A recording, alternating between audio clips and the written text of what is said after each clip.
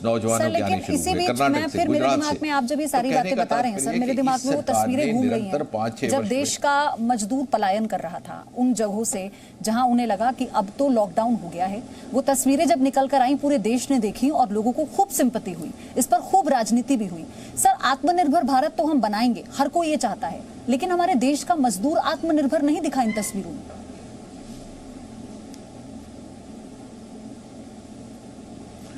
नहीं, देखिए, पहली बात तो ये है, हम इस विषय को इतना सिंपलीफाइड ढंग से ना देखें। जो मजदूरों के चित्र आपने देखे, देखिए, कोई भी कहीं से भी जब मजदूरों का पलायन हुआ, ऐसा नहीं था कि वहाँ पर ट्रांसपोर्ट की व्यवस्था नहीं थी, कि रेलगाड़ी की व्यवस्था नहीं थी, कि बसों की व्यवस्था नहीं थी, लेकिन उनको घर जाने की एक लालसा थी, बेसब्री थी, जो स्वाभाविक है। और चूँकि मैं भी पूर्वोत्तर देख रहा था, जम्मू कश्मीर देख रहा था, लद्दाख देख रहा था, हमने व्यक्तिगत तौर पर लेबर ग्रुप से कहा, आग्रह भी किया कि आप रुक जाइए, लेकिन वो ये कहा करते थे कि साहब आप वापस लौट आएंगे, लेकिन एक बार जा कर के परिवार की सुध बुध ले ले। और उसी बेसब्री में कभी कभी वो निकल पड़े, और जो हुआ वो तो बहुत ही दर्दनाक था, इसमें कोई दूसरी राय नहीं है। लेकिन फिर भी 130 करोड़ के इस देश को इस तरह से संभाल करके, क्योंकि मजदूर राज्य सरकारों के और केंद्र सरकार के बीच में पिसकर रह गए, उन्हें ये समझ ही नहीं आया कि कौन सी सरकार उनके लिए क्या कर रही है।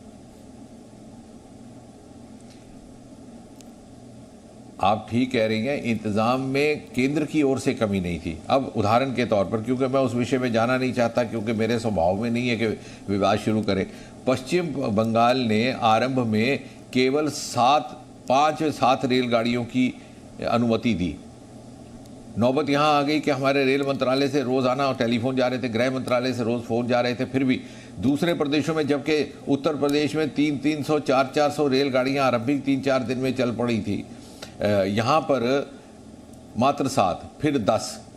नहीं, लेकिन कांग्रेस तो प्रियंका गांधी कह रही थी कि अगर हमारी 200 बसें अगर फर्जी थी तो हमारी 800, 750 बसें तो थी, उन्हें ले लेते, हम तो मदद करना चाह रहे थे।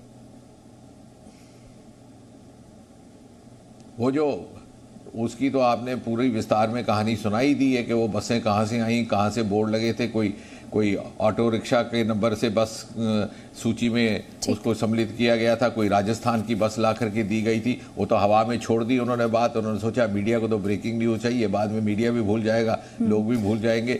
लेकिन एक छोटा सा सवाल मुझे आपसे लेना है, क्योंकि समय बहुत कम है सर। हम एक मुहिम चलाई है जी न्यूज़ ने, और वो मुहिम है विनायकी को लेकर। विनायकी को लेकर हमारी मुहिम थी, जिसमें हमने देखा कि हथनी के साथ किस तरह से बर्बरता केरला में की गई। पहले हमने देखा वहां पर जी न्यूज़ के खिलाफ editor in chief Sudhir Chaudhary के खिलाफ एफआईआर हो जाती है सच दिखाने पर, और फिर जब मेनका गांधी जी न्यूज़ पर बोलकर वहां पर सरकार का आईना दिखाती हैं तो उनके खिलाफ भी एफआईआर दर्ज हो जाती है, ये कहकर कि वो दंगा भड़काने की कोशिश कर रही हैं।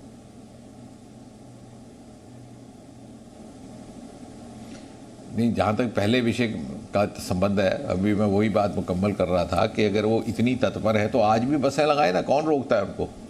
बसें लगाए, हवाई जहाज लगाए, चार्टर्ड प्लेन भी दिए जा रहे हैं, ऐसा नहीं है जी। लेकिन सरकार की ओर से कोई कमी नहीं रही, ये कहने भर की बात नहीं है। यहाँ पर इतनी संस्थाएं हैं जिन्होंने बिना कहे हुए, अब हमारे कई फिल्म जगत के ऐसे एक्टर्स हैं, प्रोड्यूसर्स हैं, अब नाम लेने की आवश्यकता नहीं, आप सब जानते हैं, आप ही ने रिपोर्टिंग की है। उन्होंने रेलगाड़ियाँ भी लगाई हैं, उन्होंने जहाज भी दिए हैं, उन्होंने शोर तो नहीं किया। जब उनका जहाज चला गया, रेलगाड़ी चली, तो खबर भी आ गई। ठीक है सर, बहुत बहुत धन्यवाद आपका जी न्यूज़ के साथ जुड़ने के लिए। हमारे इस कॉन्क्लेव में आप शामिल हुए, आपने वक्त निकाला, आपका बहुत बहुत शुक्रिया। धन्यवाद। No signal, no worry. Presenting Z News app with live TV, latest updates and expert opinion. Available on Google Play and App Store. Download it now.